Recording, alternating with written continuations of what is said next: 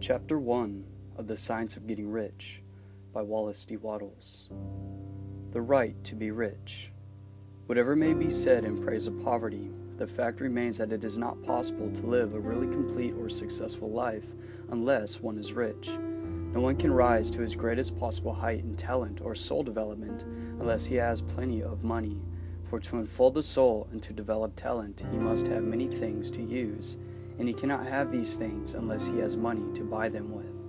A person develops in mind, soul, and body by making use of things, and society is so organized that man must have money in order to become the possessor of things. Therefore, the basis of all advancement must be the science of getting rich. The object of all life is development, and everything that lives has an inalienable right to all the development it is capable of attaining.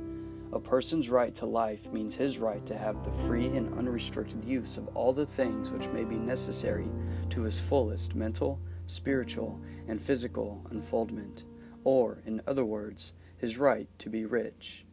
In this book, I shall not speak of riches in a figurative way.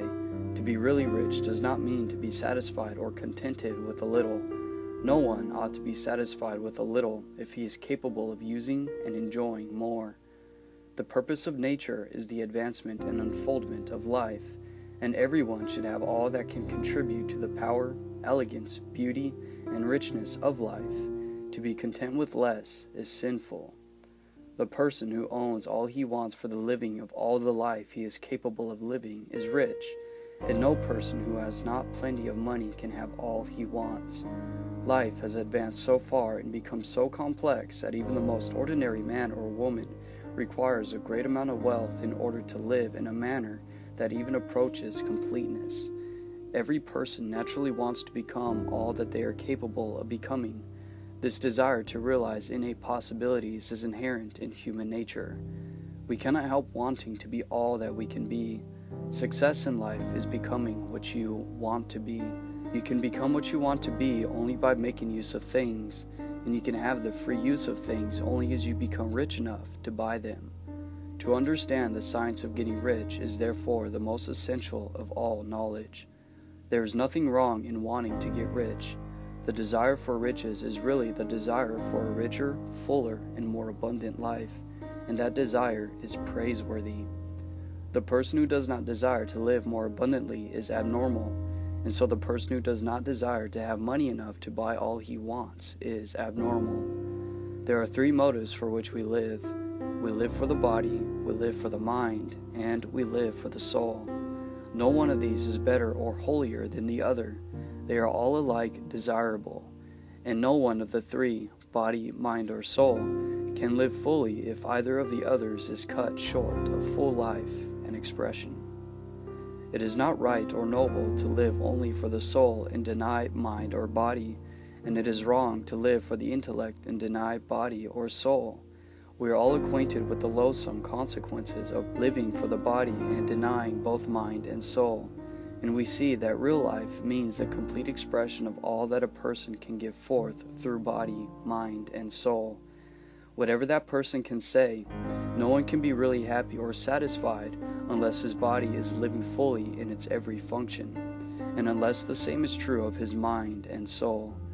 Wherever there is unexpressed possibility or function not performed, there is unsatisfied desire. Desire is possibility seeking expression or function seeking performance. A person cannot live fully in body without good food, comfortable clothing, and warm shelter, and without freedom from excessive toil. Rest and recreation are also necessary to his physical life. One cannot live fully in mind without books and time to study them, without opportunity for travel and observation, or without intellectual companionship. To live fully in mind, a person must have intellectual recreations, and must surround himself with all the objects of art and beauty he is capable of using and appreciating. To live fully in soul, a person must have love, and love is denied full its expression by poverty. A person's highest happiness is found in the bestowal of benefits on those he loves. Love finds its most natural and spontaneous expression in giving. The individual who has nothing to give cannot fill his place as a spouse or parent, as a citizen, or as a human being. It is in the use of material things that a person finds full life for his body, develops his mind, and unfolds his soul. It is therefore of supreme importance to each individual to be rich. It is perfectly right that you should desire to be rich.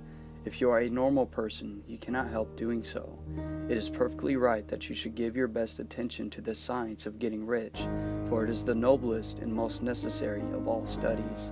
If you neglect this study, you are derelict in your duty to yourself, to God, and humanity, for you can render to God and humanity no greater service than to make the most of yourself. End of chapter 1.